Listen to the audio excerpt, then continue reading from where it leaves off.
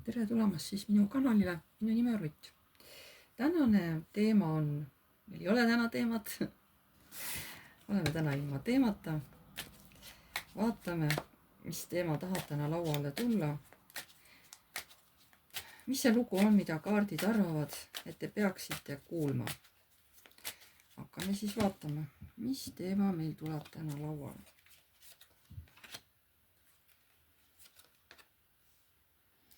Nii, siin tuleb ilmselt mingi, siin tuleb isegi kaks meest, siin tulevad nii teod kui südameasjad, jah. Keegi meesterahvas noorem, no kuskil nii 30 kuni 40. Tal on mingisugused, kas tal on mingisugused nüüd varjatud plaanid kellegi suhtes, et ta läheb teadlikult kuskile, tal ei ole kõige puhtamad mõtted. Ja seal võib-olla ei lähe võib-olla asjad päris nii, nagu tema arvab või ta tahab, ma ei oskagi nüüd öelda.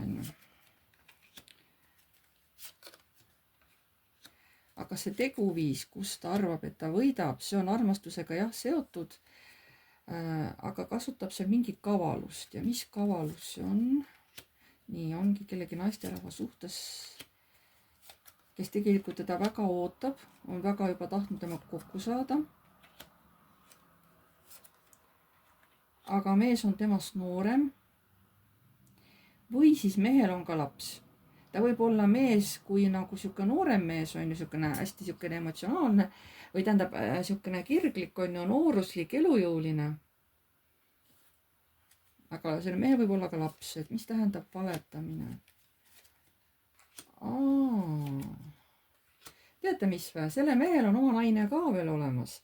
Et see on abielu mees hoopis, kus on naine ja laps olemas. Ahaa. Ja see naine hoiab väga tugevalt oma mehest kinni ja tal on väga stabiilne oma mehega elu, et ta ei kavatsegi mehest lahutada. Muidugi ma ei tea, kas see naine üldse teab, et mehel on armuke. Kas see naine teab, et ta mehel on armuke?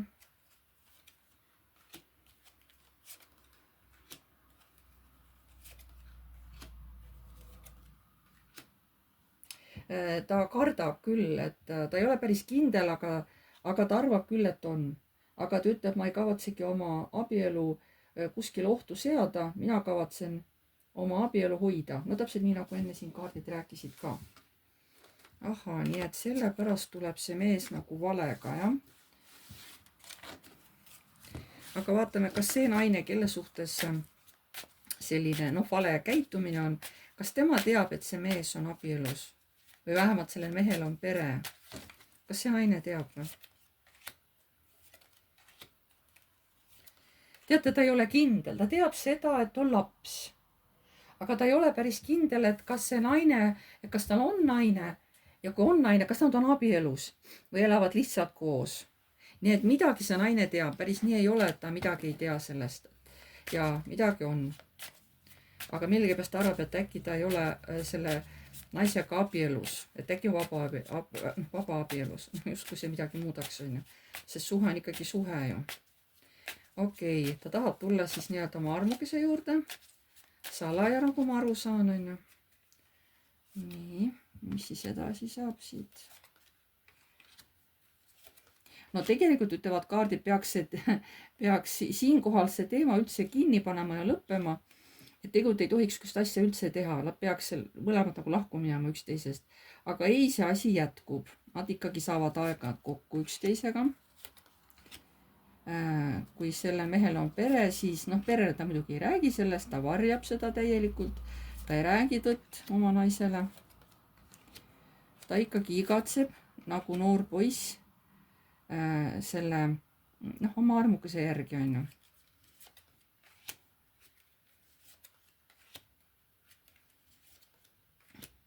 Ja naine, ma mõtlen mitte tema naine, vaid see naine, kellega siis see mees teda petab, on ju. See naine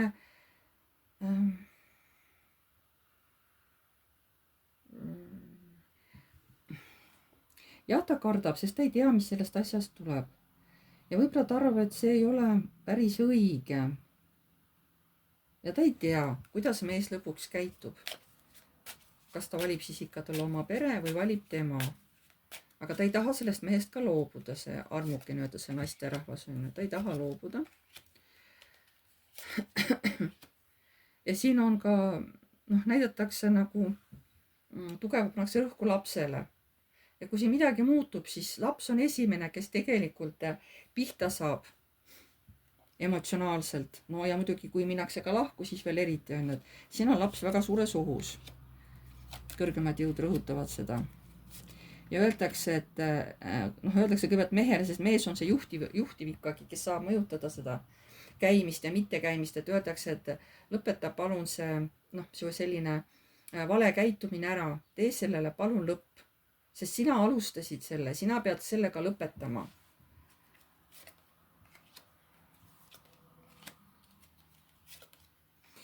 Ma ei näe, et ta väga lõpetada tahaks. Ta tunneb, et ta ikkagi tahab edasi käia selle naise juures, selle armukese juures.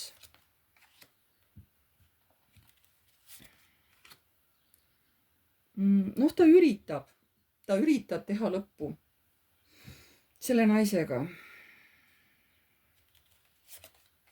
Nii. Mingi aeg justkui ongi lõpp, on ju, aga kuna on ülemperest rinna, siis on kahtlane, kas ikka on lõpp ja saatan. Vaevalt küll.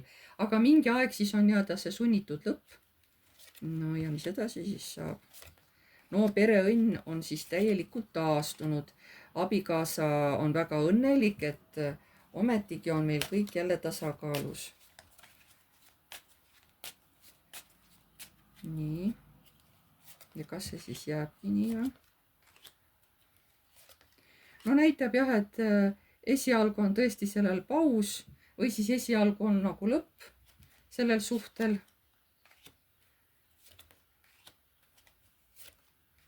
Aga mees mõtleb ikkagi veel selle peale, et ta ei ole seda mõtet lahti lasknud uuesti minna külla, aga esialgu, ta veel ei tee seda, aga ta ei ole seda mõtet maha nagu jätnud. Ta tahab uuesti selle naise juurde minna kunagi. Ja ta ootab lihtsalt sobivat hetke, et siis äkki minna niimoodi. Ja seepärast see armastus ikka kutsub teda maailma, seda meest. Ta ei pruugi jätta seda naist. Jah, see mingisugune aeg võib näiliselt tulla nagu lõpp, aga see on näiliselt, seda tõmbab ikkagi selle naise poole, selle armukese poole. Ja ta lihtsalt ootab õiget aega.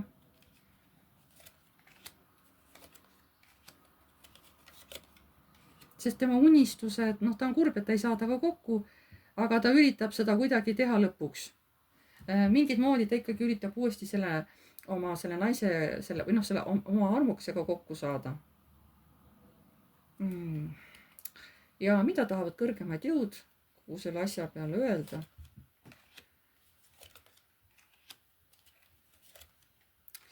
Ütlevad, ega see suhe teil nagunii ei jää, ükskõik kaua, kui pikaks te seda suhet venitate, salasuhet, sa nagunii kukub ükskord kokku ja lõpeb täielikult ära. Ja siis teil on omal jõudu vaja, et kuidas selle lõpetamisega hakkama pärast saada iseendaga. Aga kõrgemad jõud teavad, et selline suhe nagunii pidama ei jää. Et pärast siis, ärge nutke, kui teil on halb olla, siis on teil väga palju jõudu vaja, et sellest üksteisest lahkumisest kuidagi üle saada, sest see ei olegi õige. Selline oli täna ladumine. Pange like, kui teile meeldis, kirjutage kommentaar. Uued tulijad, vajutage tellinuppu, see on tasuta, vajutage ka musta kellukest. See toob edaspidi teile alati teavitused, kui ma olen uued videod üles laadinud. Ma tänan teid kõiki ja jääme jälle nägemiseni.